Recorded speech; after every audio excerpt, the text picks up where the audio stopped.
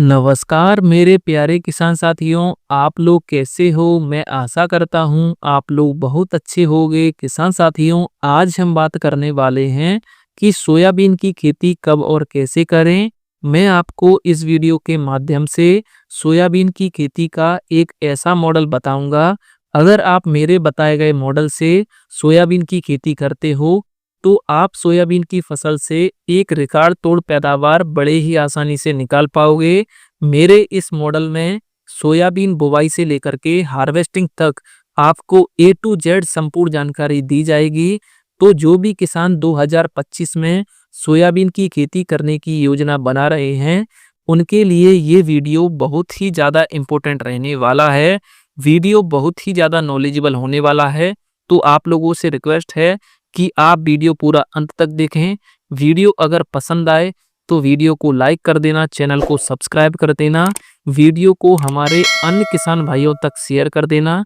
किसान साथियों, सबसे पहले हम ये जान लेते हैं कि सोयाबीन की बुवाई का सबसे अच्छा समय क्या होता है।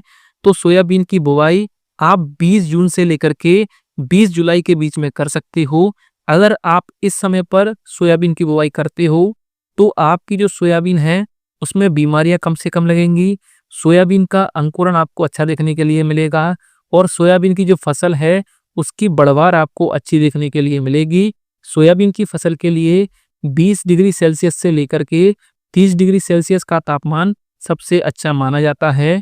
और सोयाबीन की फसल के लिए दोमट, बलुई दोमट और काली भारी मिट्टी सोयाबीन के लिए सबसे अच्छी मानी जाती है, जिसका पीएच मान 6.5 से 7 के बीच होना चाहिए। सोयाबीन की फसल से एक अच्छी पैदावार निकालने के लिए हमें एक अच्छी वैरायटी का सिलेक्शन करना बहुत ज़्यादा इम्पोर्टेंट रहता है।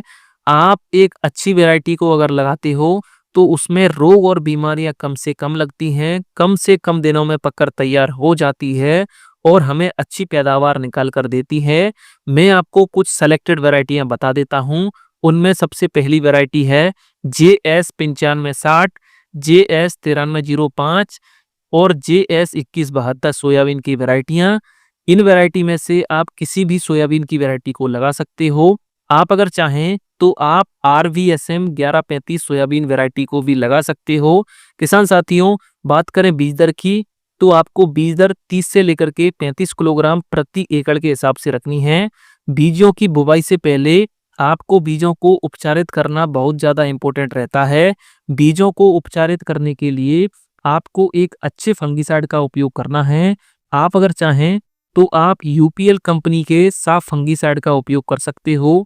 बात करें डोज की तो आपको 2 से 3 ग्राम प्रति किलो बीज के हिसाब से उपचारित करना है।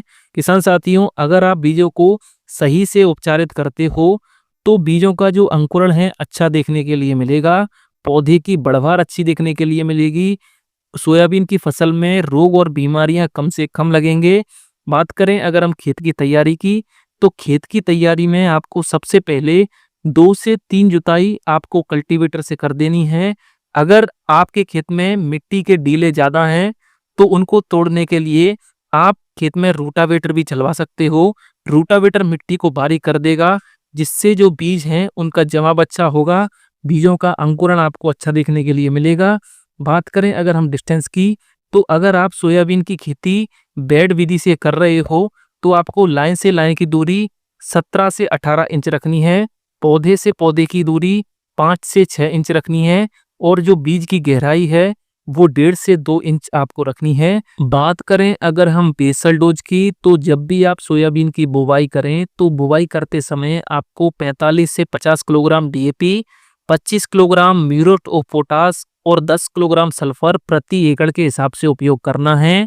बात करें अगर हम सिंचाई की तो सोयाबीन की फसल मुख्य रूप से बरसात पर डिपेंड होती है, लेकिन जब फूल से फलियां बनना शुरू होता है और फलियों में दाना भरना शुरू होता है, अगर उस समय पर बरसात हो जाती है तो बहुत अच्छी बात है।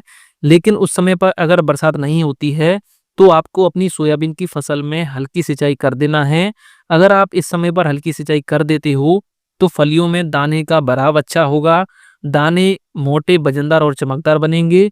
बात करें अगर हम वीड मैनेजमेंट की तो सोयाबीन की फसल में आपको समय समय पर खरपतवारों का कंट्रोल करना बहुत ज़्यादा इम्पोर्टेंट रहता है। इसके लिए आपको समय-समय पर आपको अपनी सोयाबीन की फसल में निराई-गुड़ाई करते रहना है।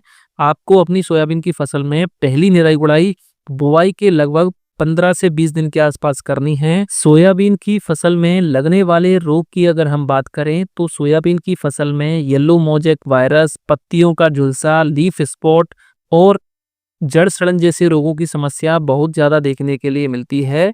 इनके कंट्रोल के लिए आप प्रोपिकोनाज़ोल, टेबुकोनाज़ोल, हेक्साकोनाज़ोल और थियोफेनेट मिथाइल जैसे फंगिसाइड का उपयोग आप कर सकते हो।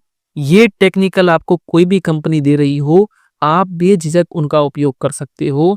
बात करें अगर हम सोयाबीन की फसल में लगने वाले कीट की, तो सोयाबीन की फसल में रस चूसक कीट जैसे व्हाइट फ्लाई, एफिड, थ्रिप्स जैसे कीटों की समस्या सबसे ज़्यादा देखने के लिए मिलती है।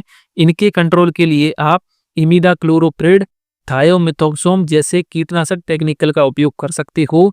सोयाबीन की फसल में फली छेदक इल्ली के कंट्रोल के लिए आप इमामेक्टिन बेंजोएट, स्पिनोसैड और क्लोरेट्रानिलीप्रोल जैसे कीटनाशक टेक्निकल का उपयोग कर सकते हो। अगर आप इल्ली का कंट्रोल समय पर नहीं करते हो तो ये इल्ली आपकी पूरी फसल को बर्बाद करने की ताकत रखती है। ये मैंने आपको इल्ली के कंट्रोल के लिए जो टेक्निकल बताए हैं, आपको कोई भी कंपनी दे रही हो और भरोसेमंद कंपनी दे रही हो तो आप उसका उपयोग कर सकते हो।